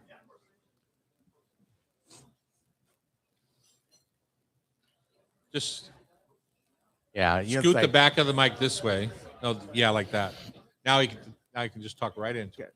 Because you're going to want to talk to him and you can't. Yeah, that's a good You have to point. talk to the mic. Okay, perfect. All right, shall we? Let's do it. On Cairo Radio, on Cairo Radio, we are back in the house here at the Hot Stove Society Show. We just got done finished. We just finished. Sean, can you fix that for me? We're talking with Andrew Janik of Janik Wineries. Let's do that again, Sean. We're back here again at the Hot Stove Society Studios in downtown Seattle at the Hotel Andra. Andrew Janik, winemaker of Novelty Hill and Andrew Janik Wineries, is sitting in the secondary chair now. And Chef Jason Northern, executive chef of Novelty Hill and Janik Wineries, is taking the hot seat. Morning. Nice to have you here. Welcome. It's a pleasure. Is his mic on? Yeah. Okay, it didn't sound like it. Can you guys hear? Okay, Testing. there we go. Welcome and thanks for coming. Pleasure to be here. Yeah, what did you bring in for us today? Well, today I prepared a roasted shallot and foie gras mousse on a Grand Central baguette crostini with a black seedless grape preserve, scented with a bit of fresh vanilla, and a roasted pistachio peanut butter. Woo! And what does that go? What does that go with? Well, I think the Lady Hawk is a great pairing with that. The Lady Hawk's a very versatile wine. It's one of my own personal favorites, to be honest. Okay, I'm chewing on the air. Me too. So, what are you looking for when you're pairing food with wine? Well, the beautiful thing about working at an in-house winery where the wine is prepared is that I'm only ever about 120 feet away from the people creating it. So I often get the opportunity to go down into the lab and pick Andrew's brain about various pairing notes, or Mike Janix or Scott, our head winemaker, to get real guidance on where I should be taking the flavors, which spices might interfere with the notes of the wine, and real insight into how we are going to prepare the meals that we're putting out. Andrew, what do you Yes. tell him when he says, "You've got this"? He's got this idea here for this dish, and what parts do you pick out of it that says, "Oh, that's going to go with my wine," or "That's not"? You know, at least to me, I feel like I have to actually taste the thing off. You know, you can give ideas and like kind of come up with, okay, these are the 4 or 5 wines that we make out of the many SKUs that we make that feel like they're going to pair the best. But until you actually have it in front of you, I think it's really difficult. Uh-huh. So to me, starting with the food and then going to the wine after that is the easier route, kind of the more efficient route to get to that pairing. When you talk to him about a wine, do you give him the tasting notes? Like, this is what we were trying to do. We got a little cinnamon, we got allspice, whatever that angle is. Yeah, you know, again, this is a personal thing. You know, all of those, you know, whether it's, you know, you have what cardamom or allspice or whatever you might pick up. To me, in an individual wine, that can change even the same bottle day to day. To me, it's more about how the wine leaves its impression on your palate.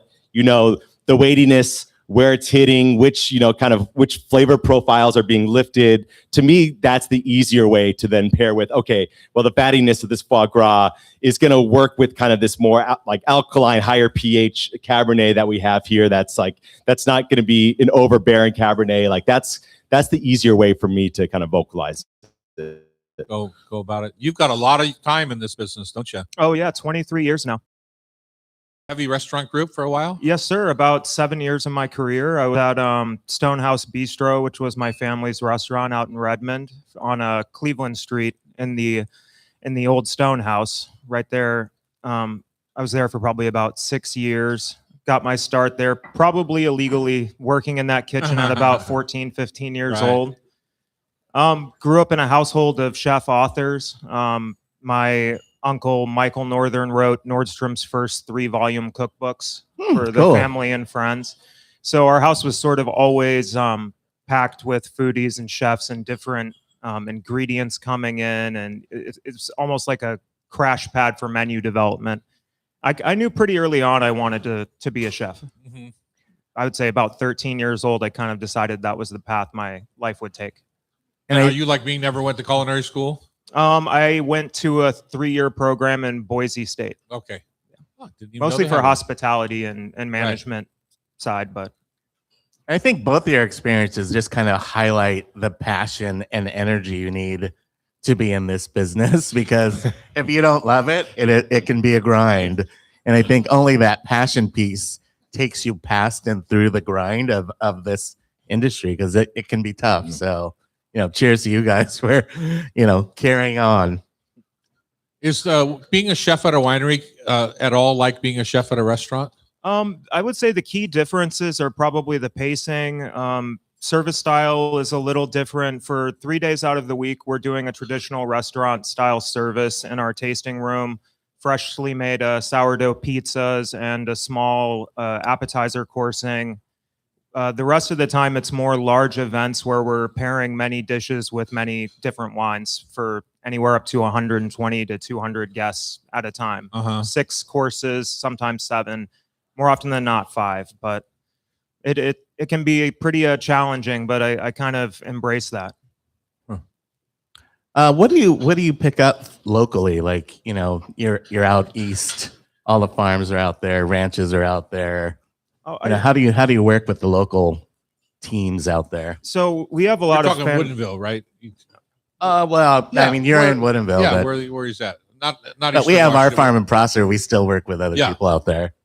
Well, the owners of Novelty Hill are actually co-owners of Oxbow Farms as well. So we get a lot of things through them throughout the year. We work very closely with Steel Wheel Farms. Red Dog is one of my favorites. We get regularly delivered goods from them. I kind of have an ethos in the kitchen, and it tends to stay more or less local unless it's an item that is of superlative quality. For instance, we're not going to find better local olive oil than what I can sort of import from Italy. But as far as all of our meats and our cheeses, I tend to stay within a 120-mile radius. Is the water going down out there at this point? Have you been driving through the whole Snohomish Valley there? And Oxbow Farms is about 6 or 7 feet underwater. right now, The yeah. entirety of it. Yeah. It's it was pretty alarming to see. That's crazy. We were actually one of Oxbow's first customers when they first opened. Oh, wow. Yeah, a long time ago. And what's the prognosis with all that water? Will it drain like it usually does, or is it sticking around so long that it's going to ruin things? It seems that after the last flood that we had about, I'd say 2 years ago, they sort of moved a lot of the storage units about 6 or 7 feet up off the ground, all of the outlets. A lot of the structural damage isn't going to be too bad, and I hope they don't lose too much, but I don't think the fields will be usable for quite a while. Quite a while, unfortunately. Yeah, for sure. And doesn't seem like it's stopping anytime soon. Doesn't feel like it. I just got a report from our farm in Eastern Washington. The river, the Yakima, runs in front of our farm and took out all of our neighbors along the riverbed there. We're 75 feet up off the river, which is really helpful. But the wind has been crazy. Have you been hearing about the wind over there? Is it hurting the vines, or when they're dormant, that probably doesn't matter much? Yeah, of all the crops that you're probably not too worried about at this point, grapes are going to be one of them. Also, most of them are in areas of the Columbia Valley that just are not going to get as much precipitation. And when they're dormant, they're small, but they're pretty sturdy suckers. They can handle some wind. They can handle some very cold weather. Yeah. Well, it's been a pleasure having you guys on today. Can't wait to come out and have supper sometime. Love that. Pizza out of the wood-fired oven, no doubt, or some sort of oven. Yes, sir. Vine-fired oven, maybe. Oh yeah, yeah. We've got our wood stove there. Beautiful 20-year-old house-made starter. We do traditional sourdough. Very good ingredients used. Everything scratch prepared. Beautiful. Sweet. Awesome. Tanaka, have you been out to the Woodinville wine country lately? I have not been out there lately. Gotta get I've been out in there. Mexico City. You've been Drinking to Mexico Mexican City more wine. than Woodinville. Yeah, All right, next time you go to Mexico City, we'll switch. I'll go for you. You can come to Woodinville. Yeah, there you Okay, go. I love guess a that. deal. Up next, we're going to build a festive Christmas dinner menu off the cuff right here on Cairo Radio. It's the Hot Stove Society Show, 97.3 FM. Thank you so much. You can tell who's the front of the house person. So maybe grab a couple bottles. Taylor, just Jesus, she's job jacking you right now. Really? You're entirely too nice. I know, it's a blast. You're entirely too nice. She was in the movie Mean Girl. I've never been seen it.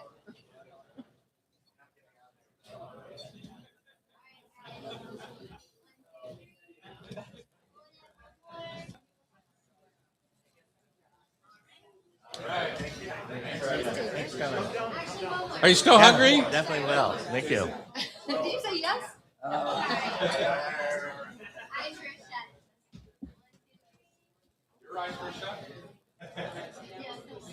We'll never know. She's not ratting anybody out. Got lots of food. Yeah.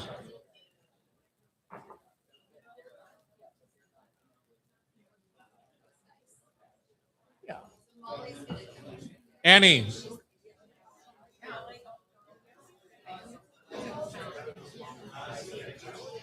Kyle, can you fix the mic for Annie, please? Why am I here? Okay. I thought Works you better already with- did that. Oh, You're here because you work This is here. off the cuff, Annie. Roll with it. I Uh-oh. yeah, I'm good. She's good. want to know all about Hungarian Christmas. Yeah, know nothing about it. Here we are back in the kitchen on Cairo Radio. It's our Christmas show, holiday show, Hanukkah show. We talked potato latkes last week or 2 weeks ago, I Yeah, a think, few weeks ago. where I got chastised for putting crab meat in them. Right. But to no avail, I still make them with crab meat. It's in my book that way. Mhm. It's all right. I also have hot dogs on Fridays. So Yum. That you ate? I did have a delicious hot dog at Costco the other day. Of course you did. Of course I did. And my grandson, Hercules, Uh-huh. wanted a slice of pizza and handed them the plate with a slice of pizza and immediately folded in half and went splat on the ground. Did he cry? And, oh, he went berserk. Oh. Back in line. No, they were really nice. They just handed another slice of pizza, but he Wow. was Probably he was happens all the distraught. time. Oh, that's Distraught. Anyway, my name's Tom Douglas. E.T. ET, our partners here, and we've invited Annie. I don't know why she's not very nice to me. We've invited Annie Elmore, our executive director here of the Hot Stove, to sit in for a roundtable of Christmas. a special Christmas menu. Yes. Start us off. Okay, we've got some rules. You start with yourself, though. Okay, I'll start with myself. So the first person will start with an appetizer and maybe a pairing with it, and then we'll just go round table and build on that menu. But once someone has used an ingredient, you can't use that again. A main ingredient. Yeah. A main ingredient. Okay. We could have lemon in every course. Is the point I was trying to make. Okay. Or for you, we could have nok chom in every course. We have to. Well, okay. or Hungarian goulash.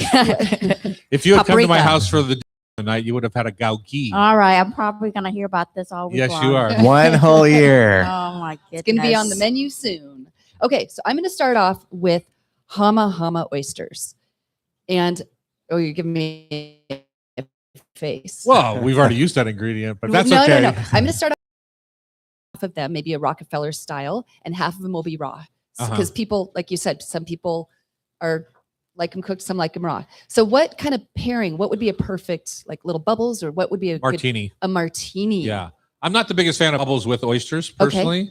I know it's a classic combo, but I like a martini. Okay. Ice cold. Ice In cold. your book, you said to serve champagne with oysters, by the way.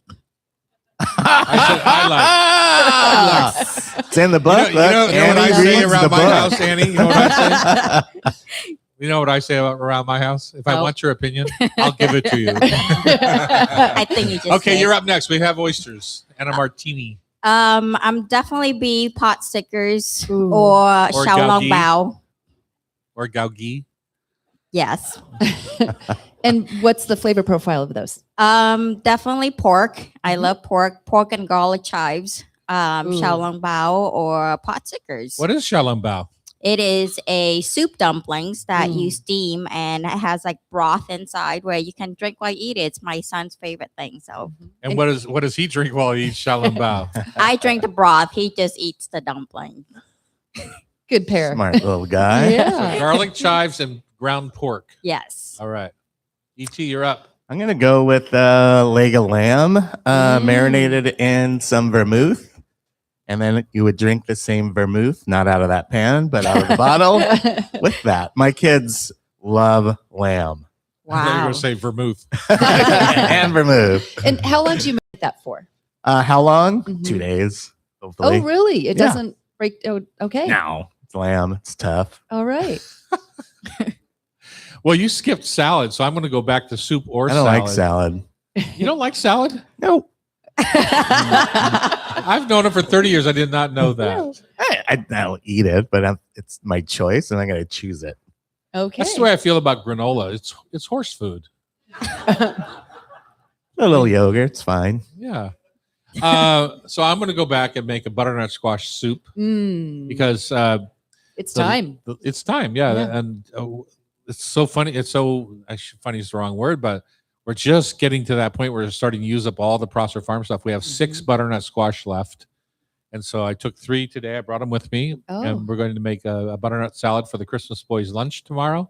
And then I'm going to take the other 3 and make some soup out of it, both for now and for the freezer. There's nothing quite like when you're making something and taking the time, just make an extra quart for Totally. the freezer. And it's there in February when you want it. And how smooth is it? Is it like a Terry Rotaro strained smooth, or do you like a little chunk? It's not strained, but it's It's smooth. smooth. Use a immersion blender. That or Vitamix or you don't want to use your food processor with hot soup. It's a bad combination. Mm-hmm. Really bad. Yeah, quite messy. Yeah. Yes.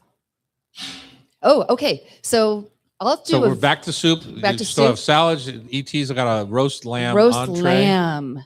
It seemed pretty plain, ET. I just got to say, with just vermouth, it's like I know. is it medium I rare. love Is it vermouth and rare?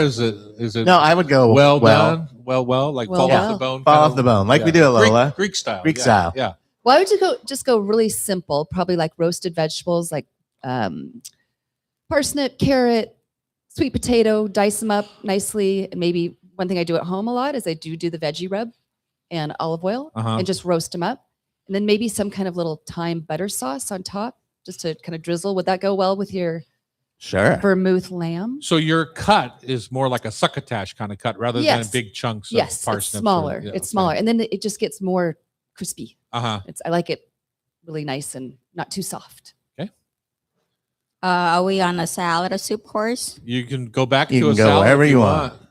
I actually like salads a lot. I eat a lot of them. And I will say, for people that don't know Annie, she walks around this place with a bowl of fennel and raw fennel and raw red peppers all And day celery. long. And celery, yeah. Yes. Yeah.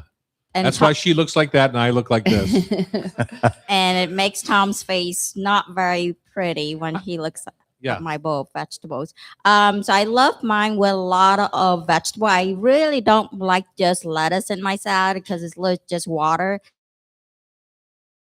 I like cabbage. Right now, all the apples are really delicious right now.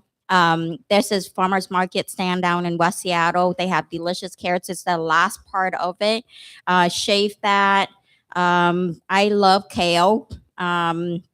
Kale, cabbage makes it really hearty. Apple, carrots, and I like to make my nucham, but with lots of ginger. So the spiciness in there, and fresh fried shallots, homemade style, not the stuff that you buy at the store. What's the trick for that? I slice mine, soak in water overnight, rinse it off, and then fry it from cold oil. And it takes away all of that bitterness from the shallots. And it really plump up the shallots too. It's super, super delicious. Definitely have peanuts and lots of herbs, mint, cilantro, Thai basil. basil, yeah. Yep. Dill if you want to go really out there. But And you like big pieces, right? Your Vietnamese yeah. background is Yes. not everything's so diced. Just Nope, big, nope, beautiful. no mincing. Okay. Yeah, I don't like to see mincing on that thing. So you like big leaves, All right. So now we've got oysters. We've got a butternut squash soup. We've got a salad with lots of Vietnamese herbs. We've got roast leg of lamb with some roasted vegetables. What's up next, T? I'm gonna Or go prior. with a dessert. Okay. I'm gonna go with a cardamom pineapple upside down cake. Ooh. I How love do a you make pineapple. that? Oh, just out of the mix with canned pineapples. What do you mean out of It's kind of what I always think. Oh, about. you want My- that? You want that old-fashioned flavor? yeah, There but you my go. dad loves that. But I love cardamom, so I think just a little of that in there with her spicing, I think it'll be perfect. Lovely. Wow. What would you pair with that? I'm a bubbles guy, so Mhm. any course is good with bubbles. He likes any kind of bubble. Wait, like Moscato But- d'Asti might be nice, Sure. right? Maybe too sweet for Too me. sweet. Okay. I'm going to go back to and I'm going to make my mother because I think it's nice. We're having Christmas dinner. It's nice to bring some family traditions to the mix. You love nok chom, which Yes. for those people that don't know is what lime juice, sugar, Oh, chili yeah. pepper. Oh yeah. You said a lot of ginger. What am I Mhm. missing? Fish sauce. Fish Fish sauce. yeah. That's the main Yeah. ingredient right there. Yeah, exactly. Yeah. Can So I'm- finish with your red boat. Yes. Yeah, the red boat salt. Okay. Yeah. I'm going to go back before the lamb and have a Grandma Dot's, my mother-in-law's Greek spaghetti, which is made with butter. And you literally put your butter on the stove. You cook your spaghetti, put your butter on the stove, and watch it. And then it gets foamy white, Mhm. and then it gets nutty, kind of hazelnut brown, Yeah. and then it turns black. It's Mm. literally burnt butter, right?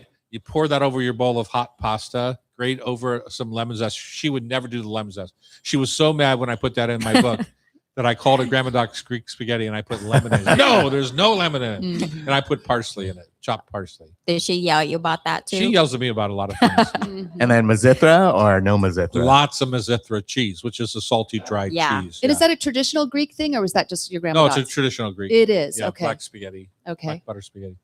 Anyway, so now we've added that into the mix. Any post graduation, we've got this canned pineapple upside down cake with a box mix. Anything? Tradition. Any chocolate bonbon mix? I would do a chocolate olive oil cake, and I think I'm doing that for Christmas this year. Oh, a double whammer on the Double dessert. whammer, yeah. Yeah. And I like to do 2 desserts when there's a lot of people because you can just take Yeah, little mix slivers it of up. each. Or some people like canned pineapple, and some people like chocolate. So I love just lots of olive oil and fresh cocoa powder. Have you had the one that Annie makes here? The olive oil cake that we do in our classes? Oh here? yeah, it's delicious. really good. Yeah. Yeah. It's a super simple. foolproof. Yeah. Yeah. Super simple. And I've even made the dressing, or not the dressing, the we and don't cocoa do powder. that What do you here. mean? You make a sweetened olive Yes. oil and drizzle it over top?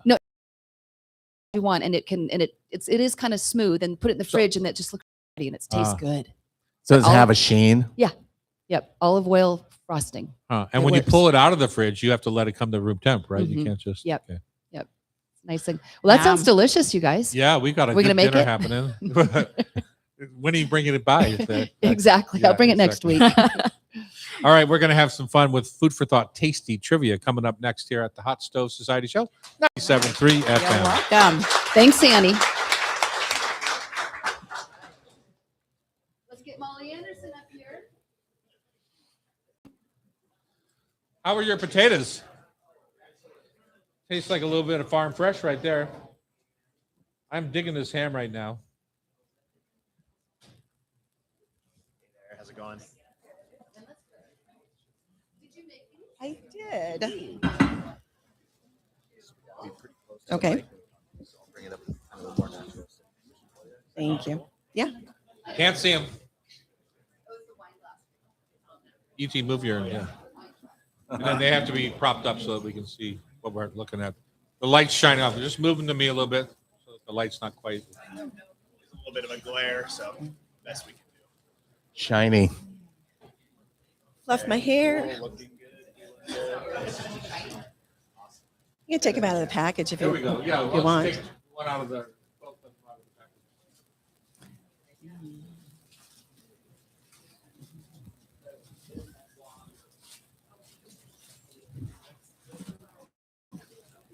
Sorry for making you work. It's a salted chocolate caramel pecan bar. And it has no eggs in it. I thought of you, Becky.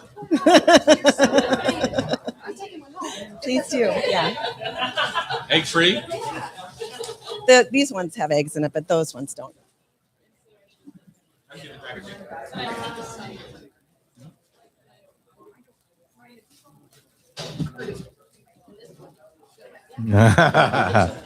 No way. All righty. Thank you. So exciting. All righty. That's my Christmas present.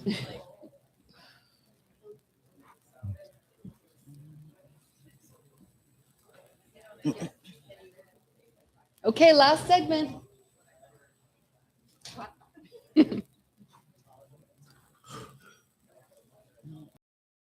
You'll have to introduce because it's not on Yes, my sheet. I got it.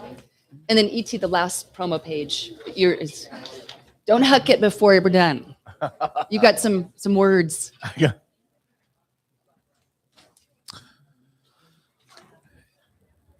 It's the holiday season. Do, do, do.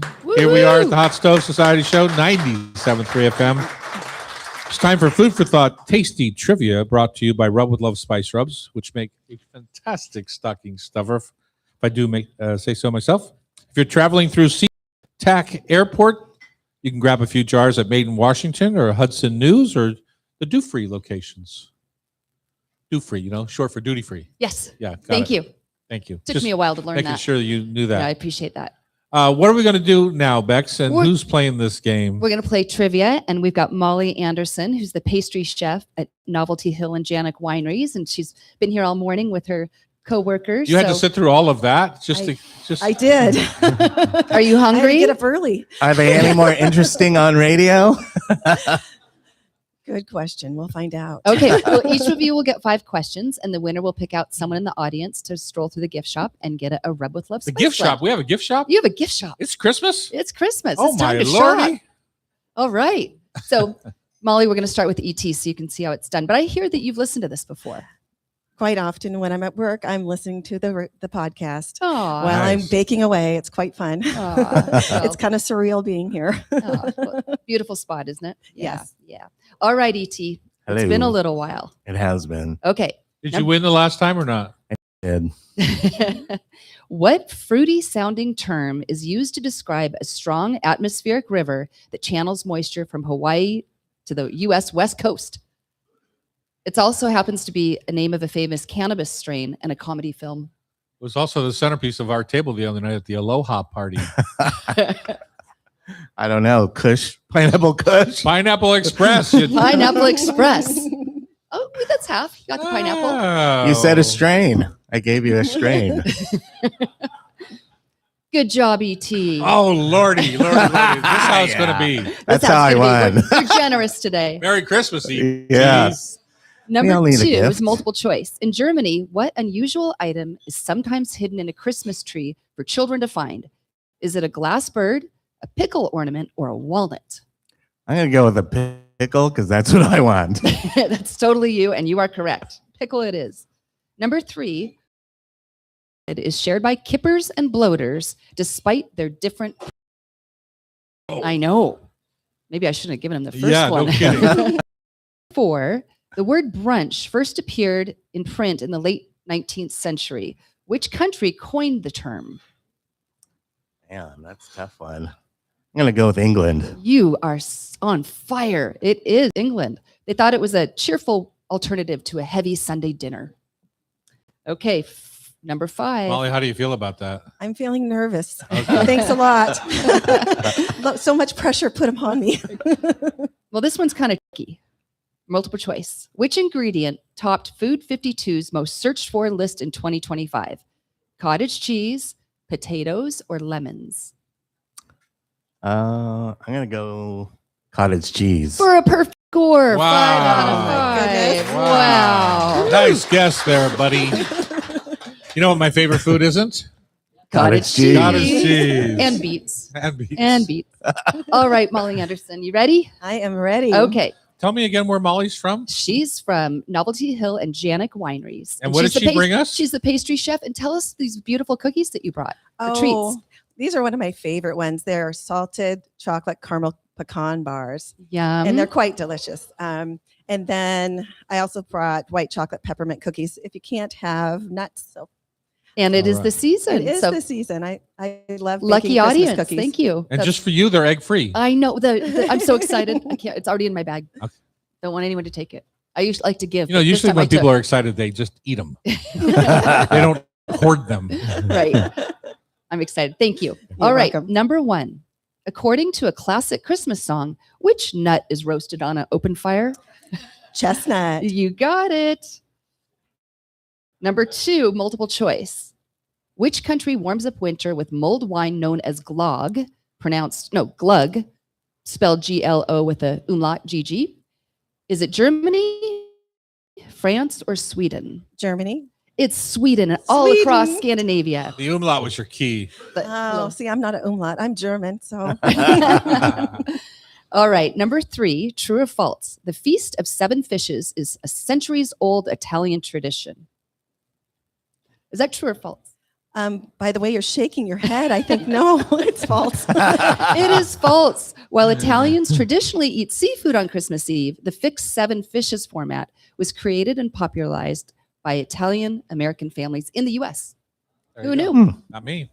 Okay. I did see your head shaking though. So Sometimes Glad I you're paying didn't attention. go unnoticed by me.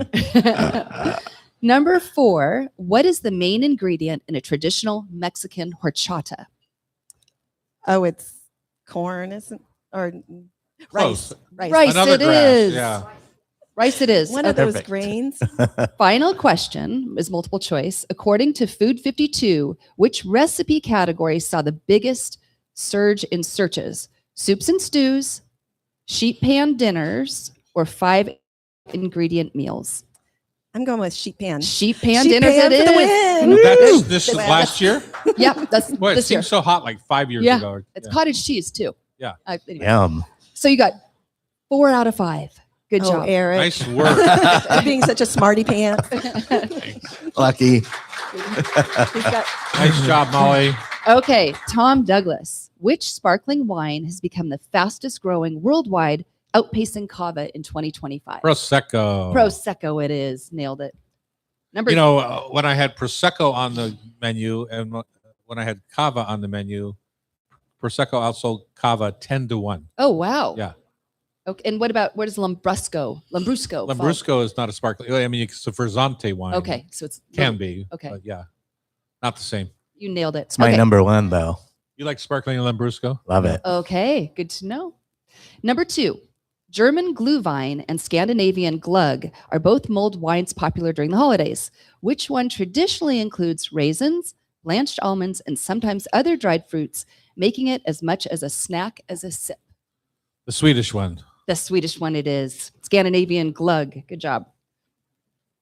Getting nervous, ET? No. Number He knows me better. Yeah. Number 3, Which has more caffeine, a Starbucks 8-ounce drip coffee or a double espresso? I'm going to go with the drip coffee. It is. It's about 200 milligrams, Yeah. where an espresso is about, the double is about 120 to 150. And, you know, on coffee, the lighter the roast, the more the caffeine. So You they taught me that. generally, like they do Pike Place roast, which is a Mhm. lighter roast. Okay. Wow. Extra credit. Number 4. I got What- 6 already? What is the name of the group of delicious bitter leafy greens, including varieties like endive, radicchio, and escarole? The Bitter Green Group. It's like the Blue Men Group. Starts with a C. You want one more? You want to give it a try? No. Chicories. Oh. Final I question. wanted to make Molly feel really good about being here Aw. today. Right. Thanks, What a Sean. great I host. appreciate that. Final question is multiple choice, and it's an odd one to me. Kitchen product was Food 52's most purchased item of 25. Cast iron skillet, a Dutch oven, or a Dansk butter warmer? A dance butter warmer? Yeah. I don't even know what that is. It's a It's little a tiny dish, little pot. a little pot with a wood handle. Yeah, that's got to be it. It is. Yeah. 4 out of 5, tied with Molly. All right. ET is Way the to go, winner. ET. Congratulations. ET, you can pick somebody out of the audience to go take a free stroll through our gift shop. We always go You with know, the first gift shop, hand it's up. Christmas. The gift shop, that gift shop. Yeah. Okay, there we go. Got my plug in. No hands. Oh, First stand there up we go. wins. No, Oh, she you was got it. first. You got Way it. to go. Okay. If you want to be part of the show, you can join our community on YouTube Live at Tom Douglas & Co. or buy a ticket to join us here in the studio at hotstovesociety.com and have breakfast and coffee and all the different tastes that we had today. Show is produced by Becky Guzak. Our technical wizard today is Kyle. I don't know your last name, Kyle. Breams. Bream. Breens, like what? Beams. I would have done better at pinto beans. Like your dog. Our technical our technical producer today has been Kyle Beams. If you missed any episode of our show, you can call Sean. Let's do that again. The My show fault. is produced by Becky Guzak. Our technical wizard today is Kyle Beams, and our talented editor at Cairo is Sean. Please don't call me Del Torre. Merry Christmas, Sean. If you miss any episode of our Hot Stove Society show on Cairo, just listen via podcast, just like Molly does while she's baking. Thanks for listening and happy holidays. Ho, ho, ho. Ho, ho, ho. Nice. Way to bring it home, ET. You weren't following the script, so I didn't know where to jump in. Quiet on the set, please. Include you, Annie. Hi, I'm Chef Tom Douglas. I'm Chef E.T., Eric Tanaka. Let's try that again. Hi, I'm Chef Tom Douglas. I'm Chef Eric Tanaka. Today or on the Hot- E.T. Let's try that again. Hey, I'm Chef Tom Douglas. I'm Chef Eric Tanaka. Today on the Hot Stove Society radio show, we dive into oysters with Lissa Monberg of Hama Hama Oyster Company. We're going to explore wine and food harmony with the winemaker Andrew Janik of Novelty Hill and Janik Wineries, joined by Chef Jason Northern and Molly, who joined us in trivia. And we build a holiday dinner menu that dazzles from the first course to the last. All right. Good job. All right. Woohoo, we did it. Sean, we were easy on you today. Thank you. Sort Okay, of. Sort of. Merry Christmas. Merry Christmas. All right. Thank you all. Pleasure having you. Have to do a picture. Right over here. Oh, I thought it was.